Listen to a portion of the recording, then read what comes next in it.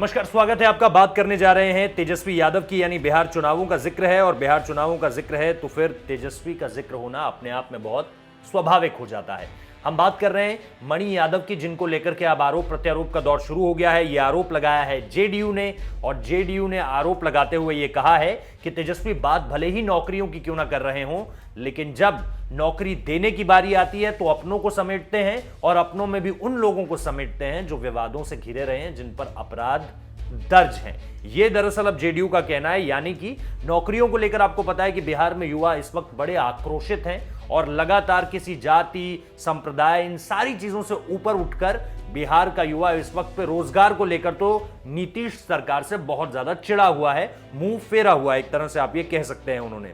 लेकिन इन सारी चीजों के खिलाफ एक जो बात तेजस्वी की तरफ से आई थी कि हम अगर सरकार में आते हैं तो हमारी जो पहली कैबिनेट होगी, पहले हस्ताक्षर हम इसी चीज पर करेंगे कि युवाओं को 10 लाख के रोजगार की बात उनकी तरफ से कही गई।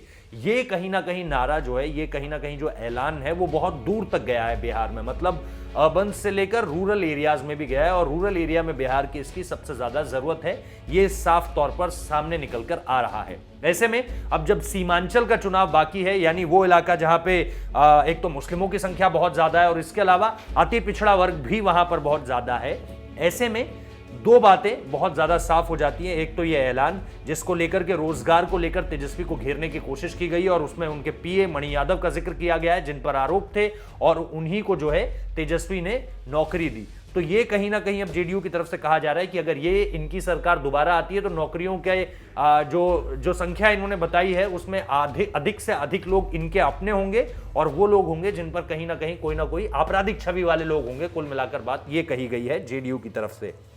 अब देखते हैं, क्योंकि मणि यादव दागी हैं, इसको लेकर के बहुत बात हो रही है और इसके साथ साथ ये भी कही जा रही है कि 3 भाई हैं, वो 3 भाइयों में से किस तरह से चुने गई चीजें और किस तरह से मणि यादव को नौकरी दी गई। उस वक्त पे नौकरी क्या मतलब, वो तो एक तरह से एंट्री गेट बन गए थे तेजस्वी तक। अगर आपको पहुंचना है तो आपको मणि यादव से बात करनी पड़ेगी। तो सारा का सारा खेल वहीं पर था। इसके अलावा परिवार में भी बड़ा बखेड़ा हुआ था। तो ये सारी की सारी चीजें हैं जिसको लेकर के जेडीयू ने एक कार्ड खेला है। देखते हैं क्या बिहार की जनता इसको समझ पाती है और क्या ये ट्रैवल कर पाता है वहां तक, जैसे तेजस्वी का 10 लाख रोजगार का जो पूरा का पूरा ऐलान था वो ट्रैवल किया। फिलहाल इस वीडियो को देखने के लिए बहुत बहुत शुक्रिया। बिहार चुनावों से जुड़ी हर खबर हम आप तक पहुंचा रहे हैं। अगर अच्छी लग रही है तो इस वीडियो को भी लाइक कीजिए, दूर तक पहुंचाइए, शेयर कीजिए, कमेंट कीजिए और हमारे चैनल को सब्सक्राइब करना मत भूलिए। बहुत बहुत शुक्रिया।